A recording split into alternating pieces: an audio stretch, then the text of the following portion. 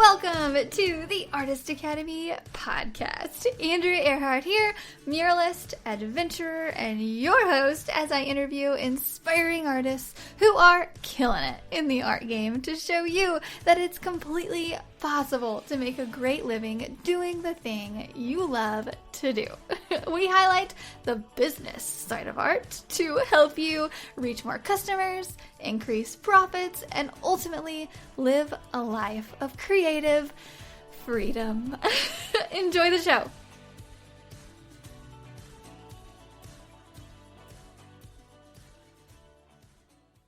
This episode is sponsored by the Mural Master Program inside of the Artist Academy Advanced membership.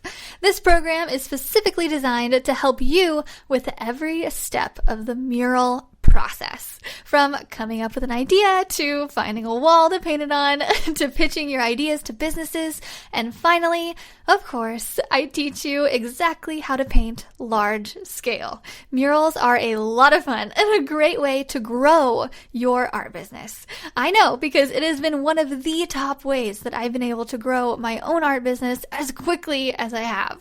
With several years of experience as a muralist, I've dialed down the painting techniques, the proposals, the pitching, the whole bit. And now I've compiled it into one resource for you called the Mural Master Program. This is included inside of the Artist Academy Advanced membership, and I would love to invite you to join us by going to artistacademy.co, that is artistacademy.co, and click the link to see the Mural Master Program and learn more. And that's it, so let's get on with the show. Welcome back to another solo episode. Yep, you have to hear my voice the entire episode for the next 20 minutes and talking all about murals. So July is officially mural month. I don't know if anybody else thinks that, but I have deemed it mural month. For a couple reasons. It is midsummer, and that is peak mural season for my art business here in the Midwest. It is freaking hot out.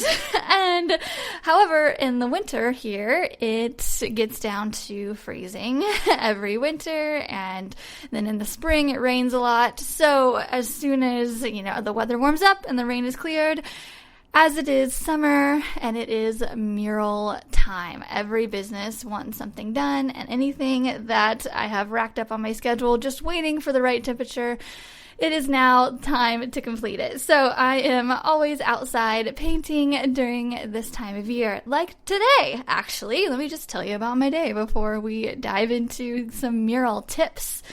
Today, I got up early and went and painted a butterfly, surprise, surprise, in a park. And it got up to about, I want to say 90 today, and we had a canopy over us, and we painted until I just couldn't stand the heat anymore. But super thankful to be busy and working, and then I came home, showered, took a nap, and now it is actually Monday night right now, and I am feeling a little energized enough to record a podcast episode about murals, so that is my day today.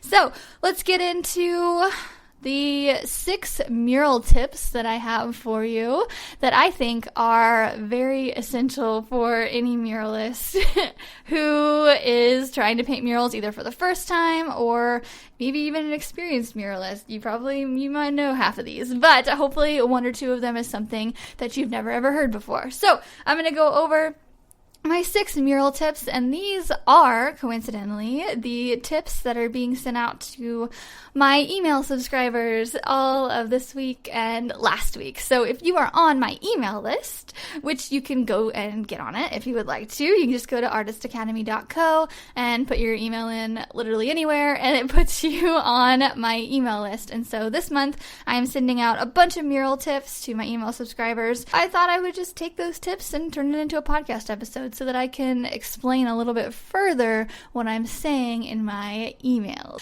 Mural tip number 1. Let's just get into it. It is to use a projector and chalk it out. A lot of people have never heard of this before. I know that whenever I first started, it wasn't really a thing. Projectors were just starting to come out and they were really expensive. However, nowadays I got my my projector. It is a Epson projector, and you can find it by going to artistacademy.co and scrolling down just a tad, and you'll see my art supply list, so my mural supply list.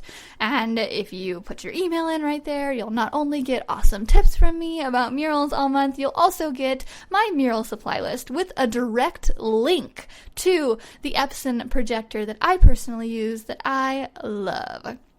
There are a couple different kind of projectors that I highly recommend you get. And actually, just to back this up really quickly, usually I am designing the mural on my iPad or on my computer, and so I'm doing a bit of the work there, and then I'm transferring it onto my phone. My phone then just plugs in directly with a little adapter like thing. You can plug it into the projector, and then you go out at night before you paint the next day and go project it, and you do a little chalk outline, and it just makes things go really, really, really smoothly the next day. You don't have to think about drawing it out. The customer gets exactly what they want, and actually sometimes I'll even, if it's inside, I'll project while the customer is there. That way they can see the size and they can see it on their wall, and they know exactly what they're getting. So use a projector and chalk it out is tip number 1. Okay, tip number 2. I'm going to go pretty quickly through this because I want to. So, mural tip number 2, pre and post mural surface care is key. So what do I mean by that? Preparation. How do you prepare the wall? So you walk up to a wall and a customer's like, hey, I would like you to paint this brick wall of mine. And you're like, okay, great. What do you do with it before you paint it? You can prime it if you want to. A lot of the times I do not, but you can prime it. Like I mentioned, a lot of the times I do not, but just make sure it's clean. That's the main thing. A lot of surfaces, the exterior paint can stick to it really, really well. Again, if you went and downloaded my art supply list, you'll see what kind of paint I use, which is exterior paint, and the exterior or interior if you're inside, but this Benjamin Moore paint will just stick right to just about anything. However, it will not stick to it if it's dirty or it has, a bunch of mud on it, or if there are loose particles on there. So one thing you could do is to power wash it. If you happen to have a power washer laying around somewhere, you can power wash it. And that's not always necessary. You can kind of tell when you walk up to a wall and if there's black stuff all over it or algae all over it, if it's really green and whatnot, then it might be best to power wash it. However, if it's not, if you're painting on concrete. So concrete is one to where if you paint directly on it with your Benjamin Moore exterior paint, if you're outside, the paint will soak into that concrete, so you'll end up having to use more paint, which is okay if you don't mind that. A primer isn't completely necessary. However, what a primer does is if you just roll a primer on your wall, it basically makes it to where you use less of your highly saturated paint that you paid so much for, and it's just a lot easier the next day to paint it, and you're putting the paint on top of the wall rather than putting it on the wall, having a little bit soak in and having to do 2 layers. That's basically what a primer is. Also, if you are painting some kind of metal, you're going to need a primer. And basically just go to your local paint store. Mine is Seminole Decor Center, which you've probably seen me wear a bunch of Seminole shirts around all the time in my videos on Instagram or my photos. You've likely seen me promote them. I highly, highly recommend you find a local Benjamin Moore paint dealer and use them. Mostly because, this is another side tip too, anytime I'm needing to prep a wall or figure out how to paint on a brand new surface I've never painted on, I call up my local paint store and I'm like, hey Dan, what do I need to paint on the floor of this restaurant? And actually that is one thing that actually happened last year. I was painting hoof prints on a floor and I'm like, I don't know what's going to make this stick. Dan, can you help me out in this? And he told me, I highly recommend you find a local paint store. And I emphasize local because if you go to one of those box stores to where they just have workers for hire that they pay minimum wage, they likely are not the most educated in the painting department. They'll know some stuff. They'll know if you need to use a satin or a flat, but likely they won't know anything about surface preparation, which is key if you don't want to paint something twice. So if you do not want to paint something twice, or if you do not want your paint soaking into the wall, then it would be nice to invest a little bit of time ahead of time and use your local paint store to figure out what kind of surface preparation you need. A little story on that too. One time I was hired to paint a fountain in this very upscale home, and I went and got some exterior paint because that's what I thought I needed, and I painted the whole fountain, and then they turned the fountain on and bubbles went everywhere, and it bubbled for about 2 solid weeks. And I'm telling you, like gobs of foam were coming out of this fountain, and I painted it like really pretty blue. The owner was so happy with it, and then I varnished it as well to make it last forever. And when they turned the water on and everything got going, it started to bubble. And he called me about 2 weeks later and he's like, hey, it started bubbling and I thought it would go away, but it just hasn't. What's going on? So I called my local paint store and they're like, oh no, you needed to use pool paint instead of just the normal Benjamin Moore exterior paint that I use on literally every other wall. I was like, okay, good plan. It's noted. And the reason it was bubbling because it has some kind of ingredient inside of the paint that makes it bubble. It's not soap per se, but it's kind of like soap that's included inside of paint. That way it makes it bubble. I don't know why, but that's what happened. So never again will I paint on something new without first calling my local paint store. So pre and post mural surface care is key. That is tip number 2. Tip number 3, get literally everything in writing.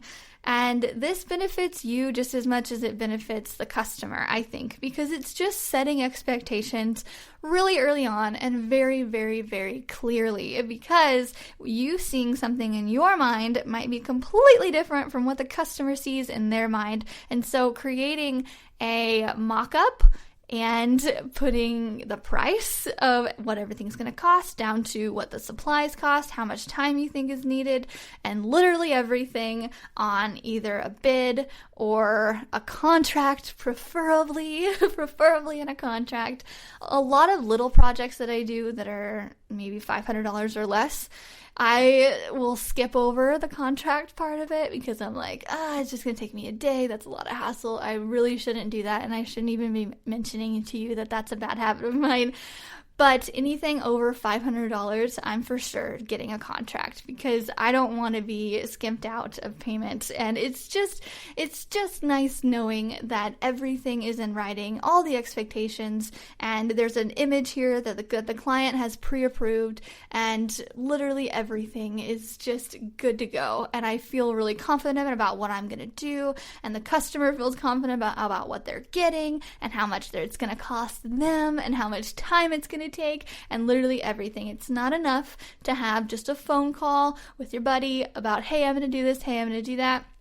Put it in writing, put it in a contract, have them sign it, send it over. And the contract that I have that I give to my students inside the Artist Academy, it basically lays out ownership of the mural and or piece of art. It basically says that, once I paint it for them, the ownership of the item or of the artwork basically passes from me to them, so they own it. And a lot of people really like that, so I always point that out too whenever I'm sending a contract to someone and be like, hey, this just states what's expected, this is a standard thing, just act like it is no big deal, because it's not. It's just, this is how you do business, and your business is an art business. We're not a hobby, we're art businesses. And so sending over a contract, it states what's expected.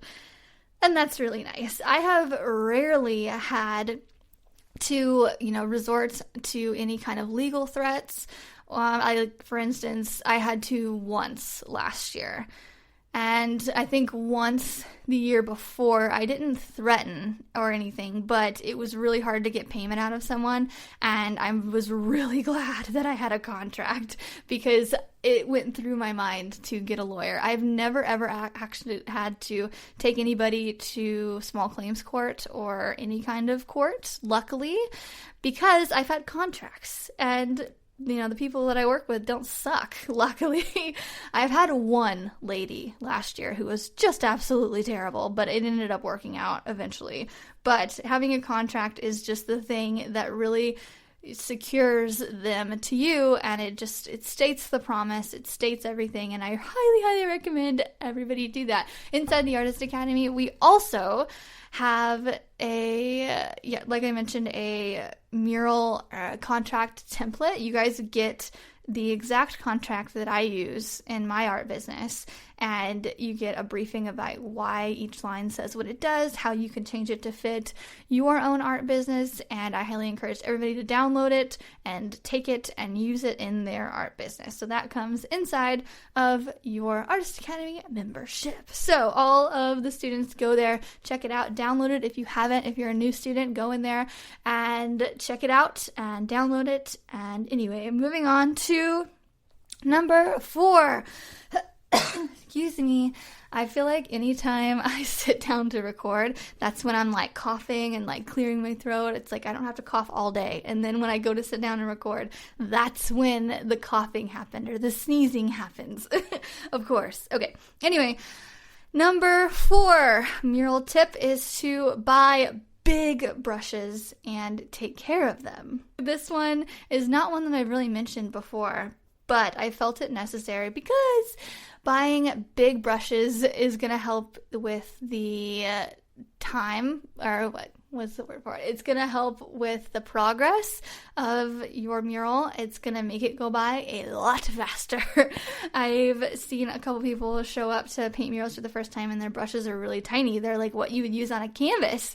And I'm like, no. These are, and then I put a wall painting brush in their hand, like a 4 to 5 inch brush, and I'm like, let's start with this one.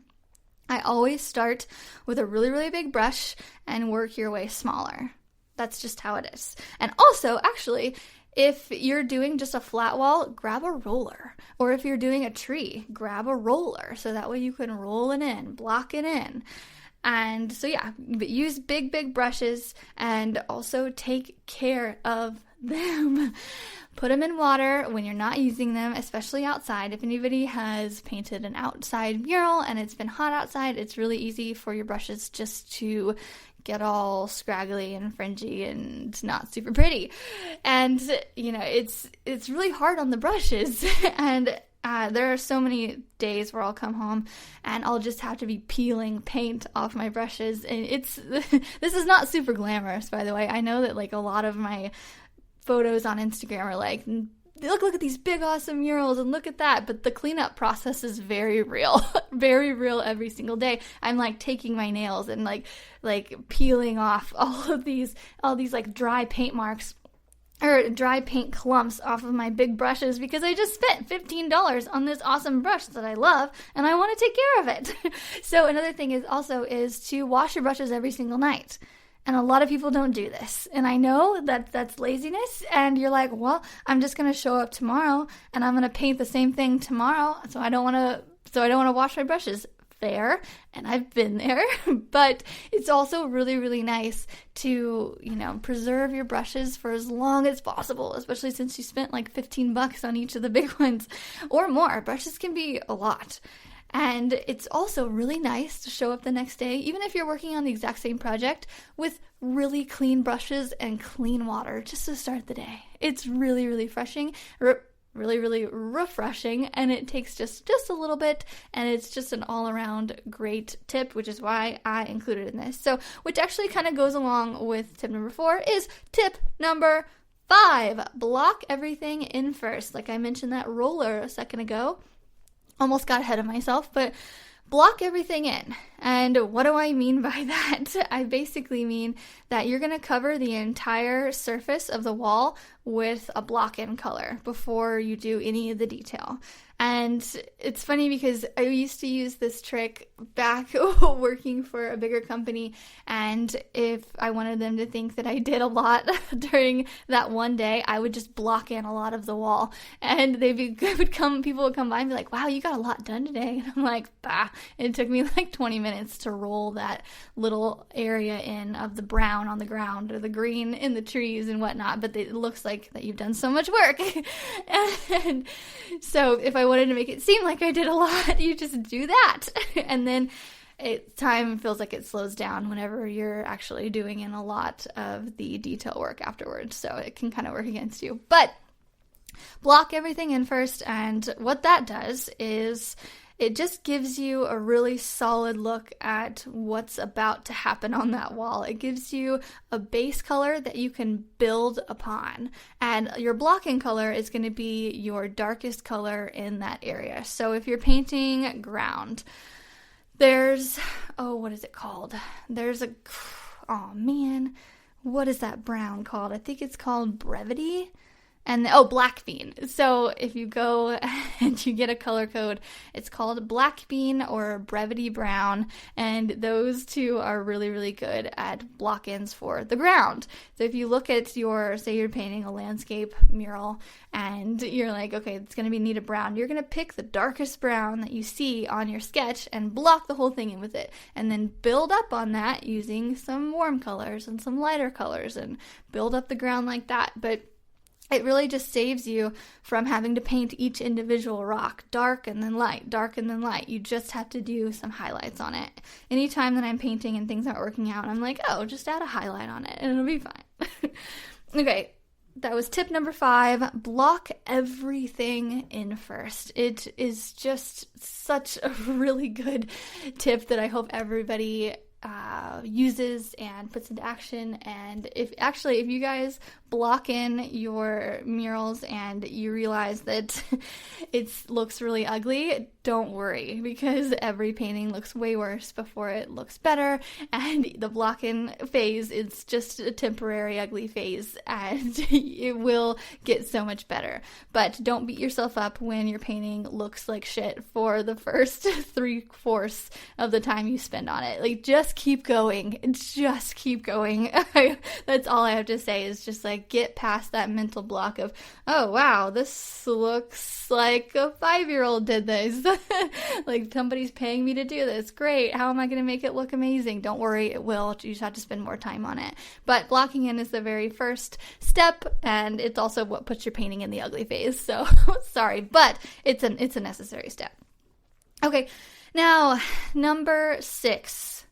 Always get permission from the building owner. And I almost didn't even include this because I know that you guys are not idiots, and I know that you have to get permission from the building owner. However, you will have no idea how many times I post a video to TikTok and those kids on there are like, do you have permission to paint on that? Are you vandalizing? This is street art. Do you have permission to do this? Do you have permission to do this? And I'm like, oh my gosh, idiots. To be young and dumb again. They don't realize that I do this for a living. Anyway. And so I just look right past their comments. And so I just wanted to say, just in case anybody out there was super confused, yes, you have to get permission from the building owner before you paint.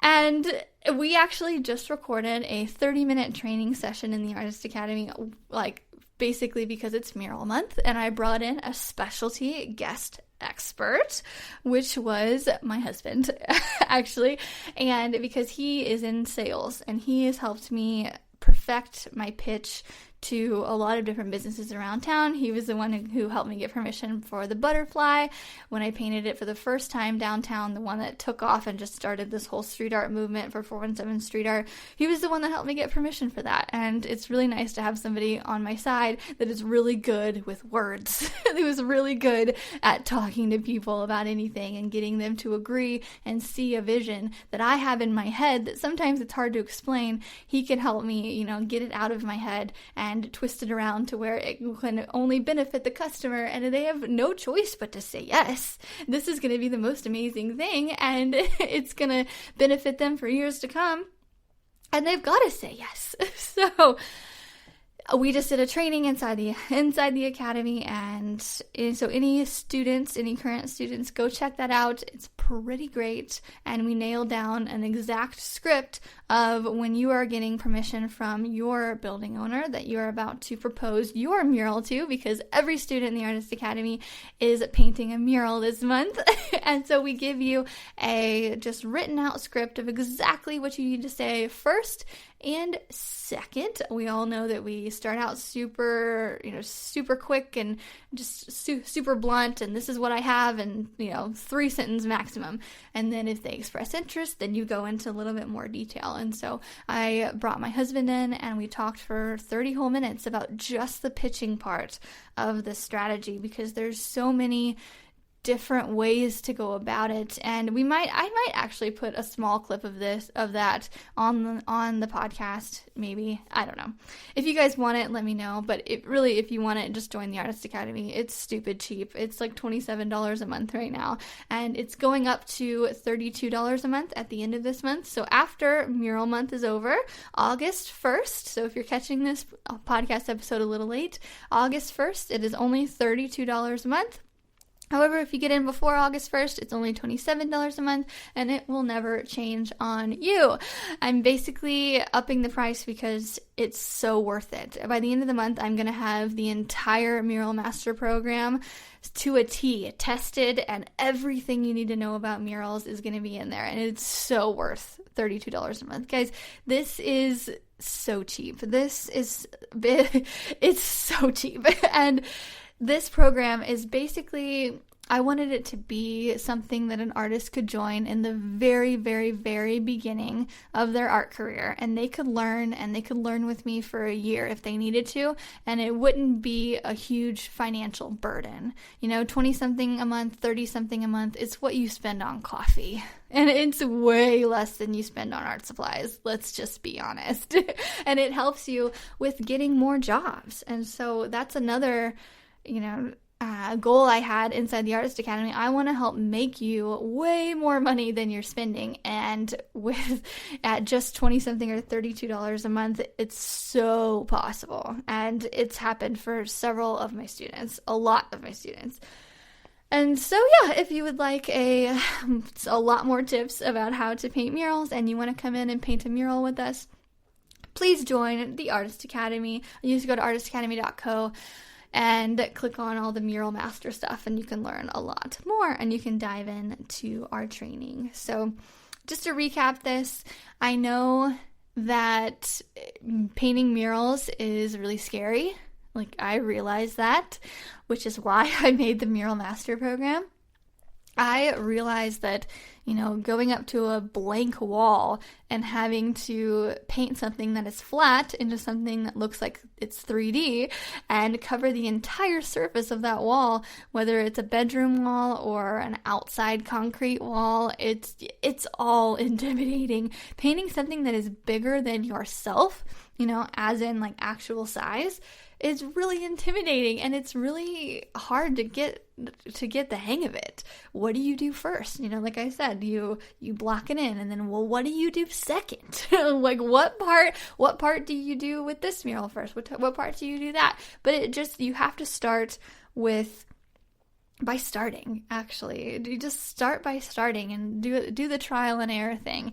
And if you want help, I have likely painted the majority of the things that you guys are painted before, and so I know how to approach it. I know what to tell you to paint first. I know what to tell you to work more on, or what's the focal point, and what to spend the most time on, or what surface preparation to use on this so you don't waste your time. I have been there and done that. Many, many, many murals. I was just painting a mural today. And so if anybody wants help with the whole mural process, I am all ears, especially during July. So right now we are super, super focused on murals, and so right now, if you would like to paint a mural for the first time, now is your opportune time to come into the Artist Academy, join us, and have a little help with it, because murals are the thing that really jump-started my art career. It's the thing that just continues to work for me as I grow as an artist. You know, I painted that butterfly almost 3 years ago, and I'm still getting work from it. People still see that mural that I did downtown, and they hire me for just from seeing it. And there is still a line on every Saturday night to pose with those butterfly wings, even though by 3 years later, you would think that everybody in this small town of 160,000, which is like relatively small compared to like Miami and LA and stuff, but you'd think that everybody would have had their photo taken with it by now. But there's still a line every Saturday, and everybody taking a photo with that is either posting it online or sharing it with a friend, and some are tagging me, and it creates more awareness for my art business, and I'm still getting work from it, and it makes me relative, and it's where everything started. And that was just about 3 years ago that I started doing public street art. And so I'm really, really passionate about it. It's helped skyrocket my art career so quickly, and which is why I'm so passionate, and I want to teach you guys how to do it, because, you know, we go through the printing process, we go through painting techniques and such, but this one thing that we're focusing on this month is like it has my heart because I believe in it so much. And it's the one thing that I believe, if you go paint a mural in public, just like Samantha Cox did. We just did a podcast episode with her that will be airing really soon, and just like Samantha Cox did, like it's a foolproof plan, and it works. And I hope it works for you in your art business, but you have to let me help you with it if you're stuck. If you're wanting to make moves and you want to figure it out on your own, that's okay. But I just want to say that the minute I started letting other people help me in my art business, like especially my husband, you know, when I was finally like, okay, come on into my space. I'm used to doing business all on my own. I can do it on my own, but, you know, just come into my space and let's see what we can do. The minute I let other people in, whether it's art mentors or my husband with the sales department, like things started to skyrocket way quicker than I could have done it myself. And that's just the truth. So, which is why I started the Artist Academy, to show you what I know and such and such and such. So, that's all I have. It's a Monday night. It's like 9:30 at night, so I'm going to go to bed because I had to get up and paint some more murals tomorrow. But if you would like to join us inside of the Academy, just go to artistacademy.co and look for the mural stuff. Again, if you want my art supply list, just go to artistacademy.co, look for the mural stuff, then look for my art supply list, and you'll get all of the info and all of the things. Okay. That's it. Thanks so much for tuning in. I really appreciate you guys listening. If you could please share this with any artist friends that you know who might be interested in painting a mural, I would love to help them as well as you. So have a great night. I will see you next week. This episode is sponsored by the Mural Master Program inside of the Artist Academy Advanced membership. This program is specifically designed to help you with every step of the mural process, from coming up with an idea to finding a wall to paint it on to pitching your ideas to businesses, and finally, of course, I teach you exactly how to paint large scale. Murals are a lot of fun and a great way to grow your art business. I know, because it has been one of the top ways that I've been able to grow my own art business as quickly as I have. With several years of experience as a muralist, I've dialed down the painting techniques, the proposals, the pitching, the whole bit. And now I've compiled it into one resource for you called the Mural Master Program. This is included inside of the Artist Academy Advanced membership, and I would love to invite you to join us by going to artistacademy.co, that is artistacademy.co, and click the link to see the Mural Master Program and learn more. If you've enjoyed this episode, don't forget to subscribe and leave a review. If you review our podcast and send a screenshot of that review to me on Instagram, I am Art by Andrea Earhart. I will gladly share your art on my Instagram story with a reach of over 60,000 as a thank you for helping us grow this Artist Academy community. And speaking of community, if you would like to be a part of our absolutely free and very encouraging community on social media, just head over to facebook.com/groups/Artist Academy, and I will see you next week.